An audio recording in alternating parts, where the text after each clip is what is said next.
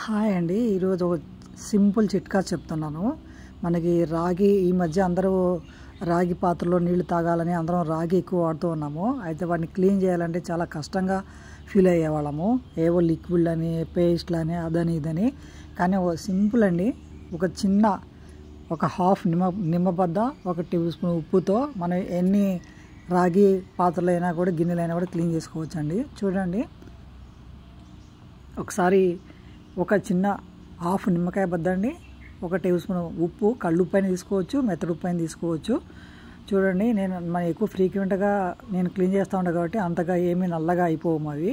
చూడండి, బిందెకి ఒక్కసారి ఏమీ శక్తి పెట్టకుండా మనం ఈజీగా పైన అట్లా రాస్తేనే అంత నీట్గా వచ్చిందండి.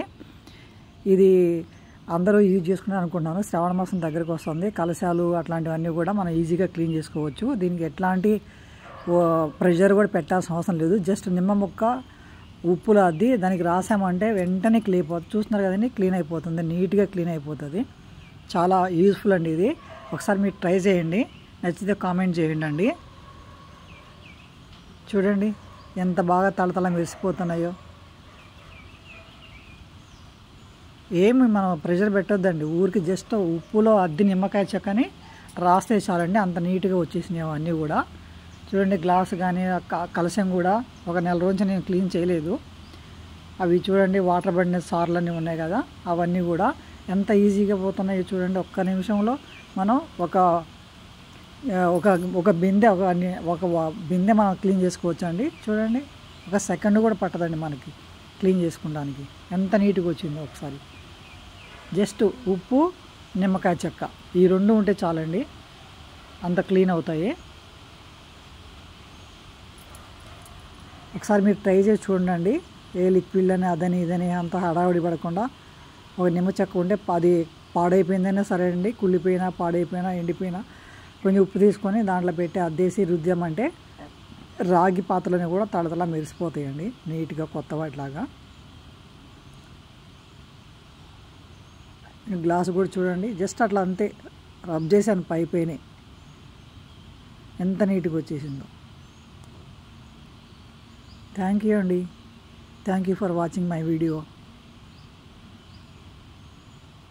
మీరు కూడా ఒకసారి ట్రై చేయండి, నచ్చితే లైక్ చేయండి.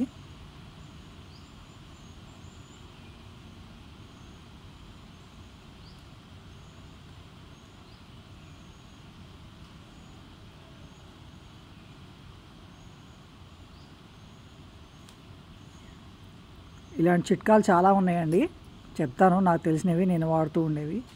చాలా సింపుల్ చిట్కాలండి.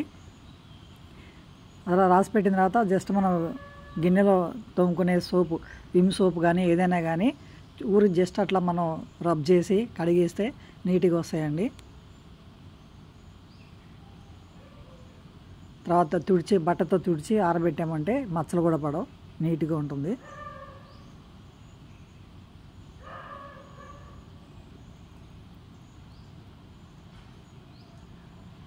అంతకుముందు రాగి మనం తోమలేమని చెప్పి చాలా వరకు అమ్మేసుకున్నారండి. రాగి పాత్రలు కానీ, రాగి గిన్నెలు కానీ అట్లాంటివన్నీ కూడా అమ్మో ఇవి చేయలేమని చెప్పి ఆ జనరేషన్ ఉండేవాళ్ళంతా కూడా.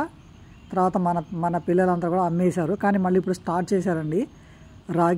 రాగి పాత్రలో ఉంచిన వాటర్ తాగితే మంచిదని చెప్పి తెల్లారుజామున రాత్రి అంతా పెట్టేసి పరగడుపున తాగుతున్నారు ఈ మధ్యకాలంలో. మేమైతే ఫుల్ డే అంతా కూడా దాంట్లోనే పోసి ఉంచుతాము, బిందెలో, రాగి బిందెలో. చూడండి గ్లాస్ ఎంత నీట్గా వచ్చిందో.